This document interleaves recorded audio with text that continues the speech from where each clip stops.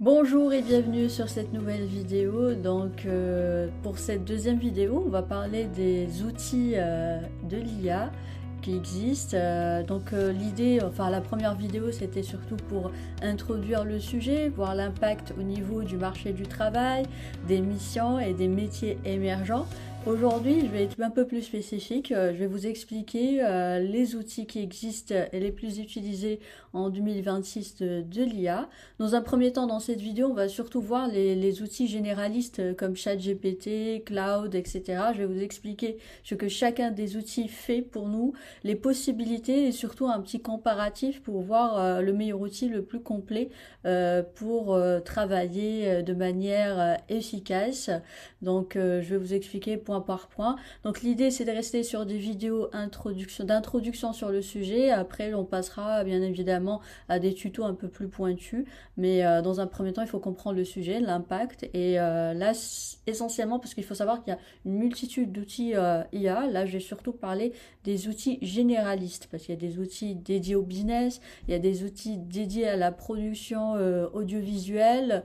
On passera en revue tous ces outils-là, mais dans un premier temps, dans cette vidéo, on va surtout se concentrer sur les outils généralistes. Donc, sans surprise, le premier outil sur lequel, l'outil sur lequel je vais vous parler, c'est ChatGPT, tout simplement parce que c'est l'outil que tout le monde utilise, que tout le monde connaît, et non seulement c'est l'outil le plus complet. Je vais vous expliquer pourquoi, parce qu'aujourd'hui, c'est vrai qu'il y a beaucoup d'outils généralistes émergents, notamment comme Cloud, mais ChatGPT, ça reste une référence et surtout, ça reste très utile surtout pour les métiers comme le marketing, au niveau de l'automatisation, mais je vais vous expliquer en détail. Donc, dans un premier temps, ChatGPT, ça permet vraiment de tout faire en termes de pour générer du contenu. Donc, on peut tout faire avec ChatGPT. On peut traduire aujourd'hui des documents de manière efficace. On peut rédiger du contenu. On peut aussi corriger, faire correction d'orthographe, écrire des emails, faire des stratégies digitales, faire du brainstorming. Vraiment les possibilités restent énormes, hein. C'est pas non plus, on peut pas tout faire avec ChatGPT, mais quand même les possibilités sont multiples et ça facilite vraiment le travail en gain de temps. Après, il faut pas non plus faire du copier-coller parce que des fois, ChatGPT peut, comme je peux même utiliser ce terme, halluciner sur certains contenus. C'est que ça peut te sortir tout et n'importe quoi. C'est à toi de filtrer, corriger. Mais c'est vrai qu'aujourd'hui, quand tu donnes un document analysé à ChatGPT, il va te l'analyser, te résumer des documents, te faire des analyses. Après, bien sûr, c'est à toi de juger si les analyses sont cohérentes par rapport à ton activité. Donc, comme j'ai dit, il ne faut pas récupérer de la donnée sans la traiter quand même. C'est pour ça que je dis, ChatGPT ne va jamais remplacer l'humain parce que des fois, ChatGPT peut être à côté de la plaque. Mais malgré tout, ChatGPT, ça reste quand même l'outil, le seul actuellement qui propose de l'automatisation. On peut faire des scripts automatisés avec ChatGPT et aussi le mettre en pratique parce qu'aujourd'hui, l'outil le plus efficace pour créer un agent, donc un agent IA, bah, c'est ChatGPT parce que c'est le seul qu'on peut intégrer à des applications comme Zapier et d'autres outils automatisés. Donc ça reste quand même un outil indispensable, surtout pour les personnes qui veulent automatiser leur travail, se servir de l'IA comme un support, un agent, notamment on avait parlé de tout ce qui est administratif. Aujourd'hui, ChatGPT permet de gérer plus rapidement et efficacement certaines actions répétitives, comme j'ai dit. Après, oui, il faut surveiller de près parce que malgré tout, moi j'ai remarqué, moi-même qui utilise l'outil, ce n'est pas toujours cohérent. Il y a aussi la possibilité de générer du code. Aujourd'hui, ChatGPT est capable de vous générer du code, quel que soit le langage, Python ou autre, PHP. Ça peut corriger votre code, mais bien sûr, il faut piloter derrière. Ça reste moins efficace que l'outil suivant, celui dont je vais parler, qui est Cloud. ChatGPT s'impose, hein, actuellement, on peut pas le nier, même si certaines personnes présentent, c'est vrai qu'aujourd'hui, c'est la tendance, voici le nouvel outil à la mode, enfin le nouveau outil le plus rentable, mais en réalité, dans la pratique, ChatGPT quand même reste l'outil le plus indispensable pour les personnes qui veulent faire de l'automatisation, qui veulent utiliser des agents commerciaux. Il faut passer par ChatGPT. Donc, comme j'ai pu dire, ChatGPT, c'est le seul outil actuellement, le seul outil IA qu'on peut ajouter à des applications comme Make, Zapier et d'autres outils d'automatisation, contrairement à d'autres outils. Et aussi, mais malgré tout, hein, comme j'ai dit, oui, c'est complet, mais après, il y a beaucoup de limites aujourd'hui à ChatGPT, qui est l'outil le plus complet. Mais aujourd'hui, par exemple, si on intègre une vidéo sur ChatGPT, il ne pourra pas faire de lecture de cette vidéo. Aussi, et ça manque de précision, donc on peut pas utiliser, donc remplacer Google par ChatGPT. Au niveau des recherches, c'est pas précis, c'est pas forcément la bonne réponse parce que cette IA, enfin l'IA de ChatGPT s'adapte à vous en fait, à vos connaissances. Donc c'est pas vraiment une source fiable. Comme aujourd'hui, par exemple, il y a l'IA qui est Perplexity, je vais en parler plus tard pour les recherches. Donc là, ça repose sur des sources un peu plus précises. Donc, comme j'ai dit, ChatGPT, c'est vraiment l'outil pour vous faciliter la vie en termes de production et d'automatisation, de code éventuellement, hein, si vous n'êtes pas développeur, mais après, bon, c'est pas vraiment l'outil vers lequel je vais faire du développement web, enfin, c'est pas vraiment l'outil sur lequel je vais générer du code, parce que personnellement, j'ai déjà testé, c'est pas non plus enfin c'est pas forcément ça remplace pas un développeur comme j'ai pu dire, mais après ça facilite énormément. Après, est-ce que c'est sécurisé pour partager des données entreprises? Là encore, je me pose la question, mais ça reste très utile pour faire de l'automatisation. Bien sûr que moi, ChatGPT, si j'ai besoin de créer un assistant, je vais utiliser ChatGPT parce que c'est le seul qui le permet. C'est pour automatiser mes actions comme Zapier, qui est aujourd'hui un outil qui facilite énormément le travail. Si vous êtes chef de projet ou commercial, forcément ça va automatiser vos actions, vous permettre de gagner du temps. Forcément je vais aller vers ChatGPT qui permet d'être intégré, mais ça reste très limité. Donc maintenant, passons au concurrent direct de ChatGPT qui est Cloud. Donc aujourd'hui, c'est présenté comme étant le concurrent, la nouvelle IA qui va bouleverser les choses, qui va permettre de faire mieux que ChatGPT. Effectivement, cet outil permet de faire beaucoup de choses. On peut créer du contenu, analyser plusieurs documents, faire des rapports de grande taille, tout ce que peut faire ChatGPT hein, actuellement. C'est vrai que c'est l'outil un peu préféré des développeurs. Le cloud, ça permet de faire de meilleurs codes. Apparemment, c'est beaucoup plus précis. Bon, après, moi, je suis pas fan de faire du code à partir de l'IA, mais ça reste mon point de vue.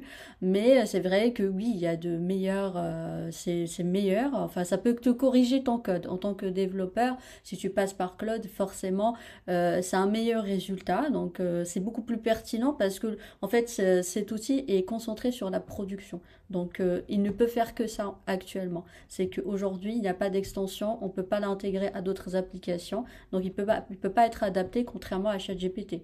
En plus, il n'y a pas de possibilité d'automatisation. Donc, tout ce qu'il peut faire, c'est que vous produire vos rapports, vous produire vos contenus. Oui, ça reste très bien comme alternative, mais après, je vois pas ce que peut apporter Claude de plus que ChatGPT. Pour le moment, on peut dire que ça peut faire la même chose sur certaines actions qui sont la production de contenu, mais en termes d'utilisation aussi, de facilité d'utilisation, personnellement, je trouve que ChatGPT est meilleur. Mais après, je peux comprendre en développement au niveau de la cybersécurité, c'est l'outil préféré en fait des développeurs. Pour le moment, je vois pas trop pourquoi, parce que ça reste limité. Mais bon, après, comme j'ai dit, c'est l'outil, on va dire, qui concurrence le plus, dont le plus les gens en parlent maintenant. Il y a beaucoup de gens qui annulent leur abonnement pour ChatGPT pour passer à Cloud parce que c'est plus un effet de mode. Parce que si on part dans. Moi j'ai utilisé les deux et quand je fais un comparatif, je préfère, dans mon métier en tout cas, je préfère ChatGPT parce que moi je suis dans le marketing, donc forcément l'automatisation me parle plus que juste produire un rapport ou faire des codes. Surtout que quand on est développeur, on est censé savoir faire du code, donc je ne vois pas trop l'intérêt.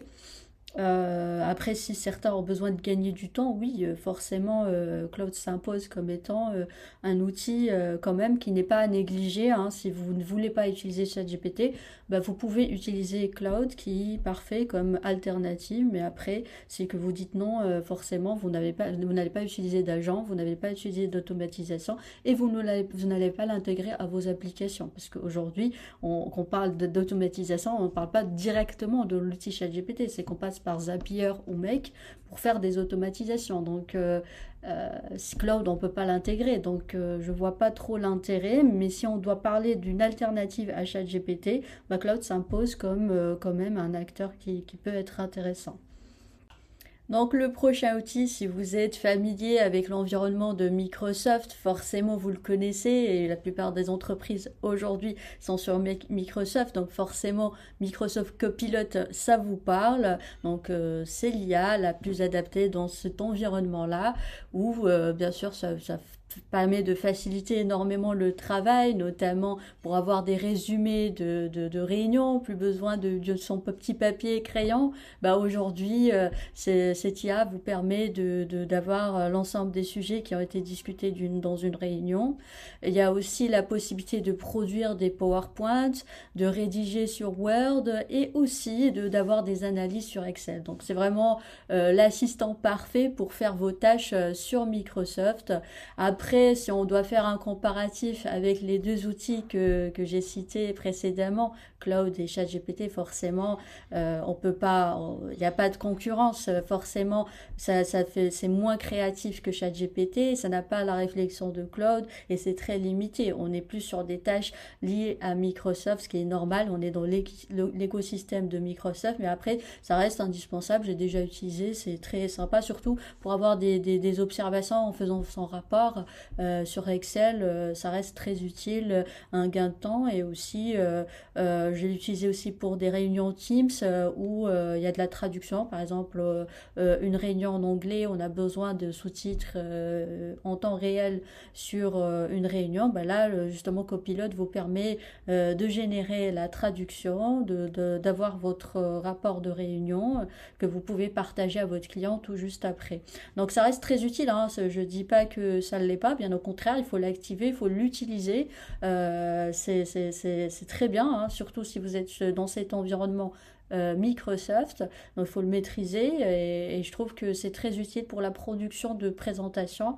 Ça permet tout simplement de gagner du temps, hein. Comme j'ai dit, Copilot ne va pas remplacer votre métier, mais justement c'est un bon support, c'est un bon assistant pour justement être efficace grâce à cet environnement que propose Microsoft. Mais après on peut pas parler d'une IA, enfin d'une IA, pardon de dire IA, mais IA qui permet d'être efficace. C'est pas non plus un outil très puissant, mais ça reste utile et sympa à utiliser. Donc passons à l'outil suivant, donc il y a, comme j'ai parlé de ChatGPT, comme j'ai dit, c'est pas une source fiable pour vos recherches. Ben justement, il y a cette IA qui répond exactement à ce besoin, qui est Perplexity. Donc ça permet de faire des recherches vraiment fiables, parce que le résultat, vous avez des synthèses avec la source, donc la référence de chaque info que vous pouvez ajouter à votre reporting ou votre veille stratégique, ce qui est très bien. Et en plus, l'avantage de cet outil, contrairement à une recherche Google, c'est que vous avez une synthèse rédigée pour vous aider à formuler vos recherches.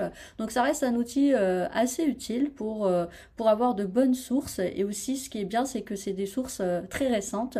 Donc c'est pas, ça reste quand même des articles que vous allez avoir très récents. Par exemple, si vous devez faire une veille stratégique pour 2026, vous allez avoir des articles de 2026. Donc je me dis, c'est un outil aussi utile à connaître, qui répond justement aux limites de ChatGPT, qui reste.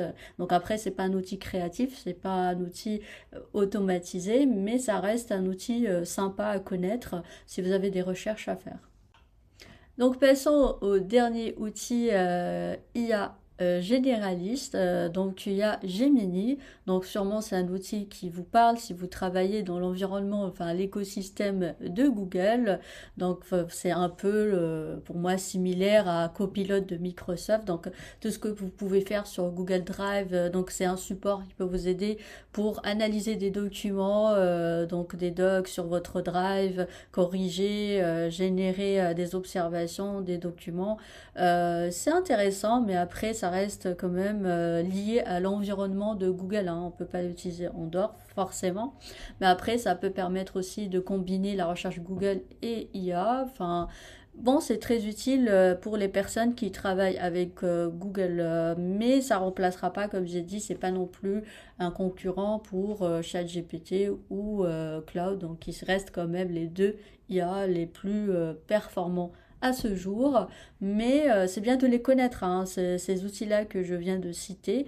Tous, ça reste très général, mais moi je suis allée crescendo, comme vous avez vu, en termes d'utilisation. Forcément, personnellement, les outils que j'utilise le plus, ça reste ChatGPT et un peu Cloud, c'est juste pour comparer, hein. C'est bien de savoir, hein, quand on voit un nouveau outil qui émerge, on a envie de savoir quel est l'apport, hein, quel est le plus, mais après, ma conclusion, ça reste que je reste sur ChatGPT, tout simplement. Après, Gemini, l'avantage de Gemini, j'ai oublié de le dire, c'est que ça analyse quand même tout type de contenu. Ça peut être la vidéo, le texte et le visuel. Contrairement à ChatGPT qui aujourd'hui ne peut analyser que des contenus textuels ou visuels. Donc ça n'analyse pas ni d'audio ni de vidéo pour le moment.